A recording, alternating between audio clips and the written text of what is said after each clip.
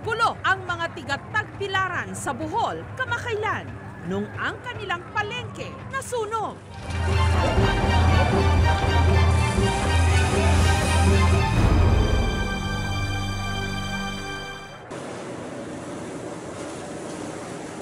Pagkaapula ng apoy, bukod sa natupok na stalls, ito ang tumambat sa kanila.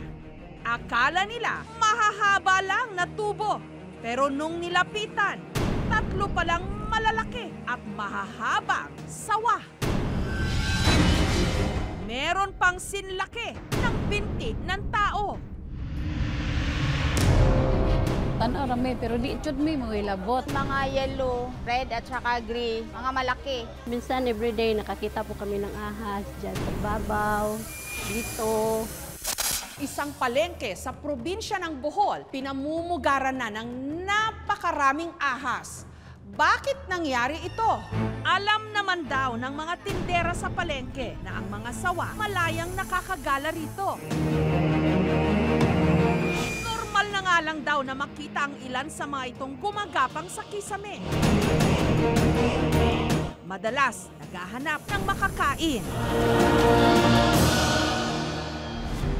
Katabi lang kasi ng nasunog na palengke ang pugad ng mga ahas, ang punong ito ng balete.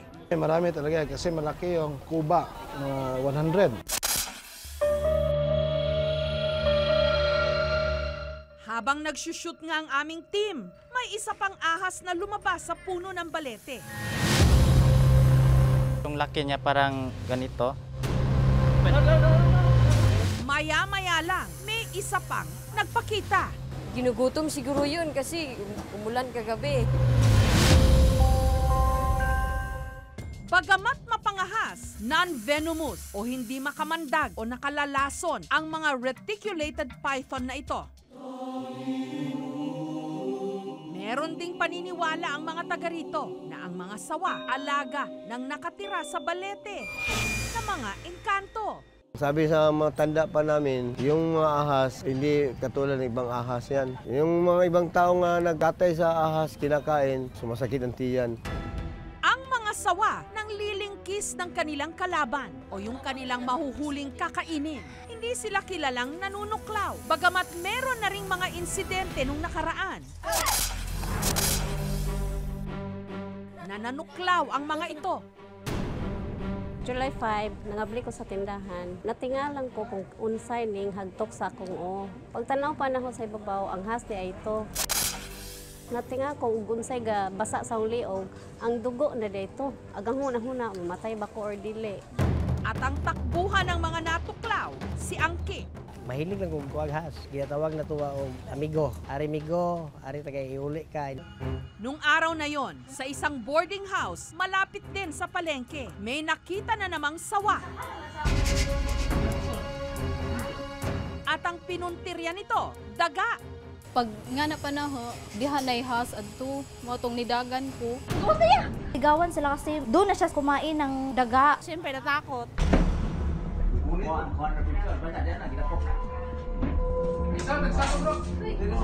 magawas na yan!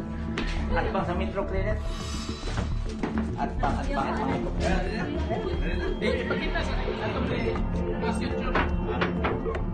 Ang mga nahuhuling sawa, ibinabalik lang ni Angke sa puno ng balete.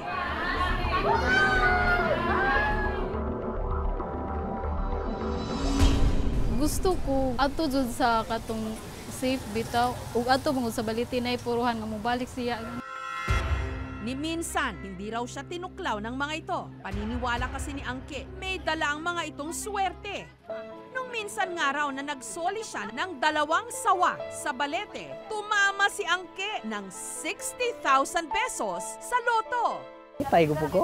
Huwag mo iuli, murang pabuya sa kinabuhi ba?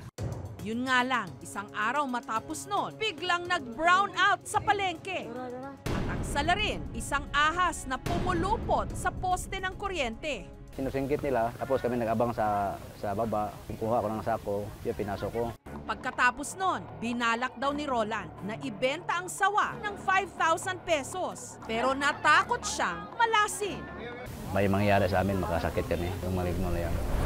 Ayon sa Senro o Community Environment and Natural Resources Office, posibleng ang naging breeding ground ng mga ahas ang puno ng balete. Dahil yun lang yung kahoy na malaki dito sa siyudad ng Tagbilaran mismo, talagang doon na sila titira. Kung maraming makakain sila doon, breeding ground nila. Kasi nanganganak na doon, wala na talagang kumukuha, dadami talaga.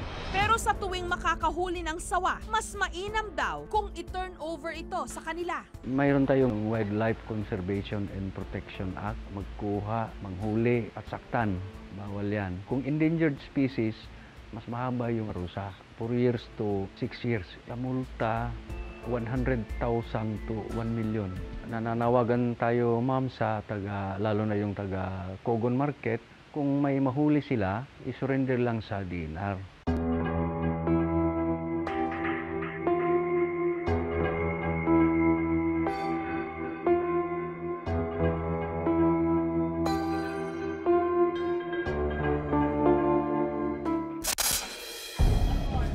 Dito rin sa Bohol, matatagpuan ang isa sa largest snakes in captivity na pinangalanang si Prony, alaga ng snake lady na si Jingjing.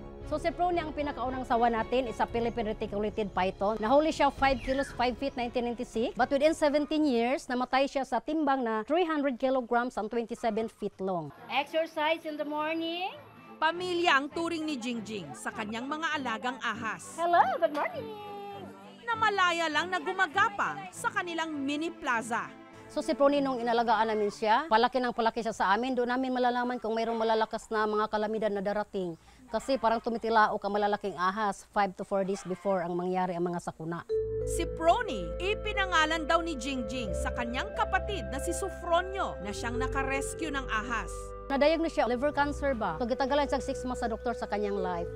Kaya nagulat kami within 3 months, namatay ang ahas. Kailangan namin siya i-taxiderm para ma-preserve ang kanyang body at saka ang kanyang buto ma-exhibit. Wow, pagtanggal sa kanyang internal, kalahati ng liver niya, pareho silang sakit. So very mysterious case. Pasalamat na lang ko kay hanggang ngayon dito, buhay pa. Talagang kinuha ni Prony yung sakit ko. Bilang alaala, ang mga buto ng ahas na si Prony nakapreserve dito sa Bohol Python and Wildlife Park. Natural lamang na marami sa atin takot o ilang sa mga ahas. Bagamat importante silang bahagi ng ating ecosystem na kapag ang mga ito'y pinahalagahan, pwede tayong mamuhay ng payapa na kasama sila. Thank you for watching, mga kapuso. Kung nagustuhan niyo po ang videong ito, subscribe na sa GMA Public Affairs YouTube channel. And don't forget to hit the bell button for our latest updates.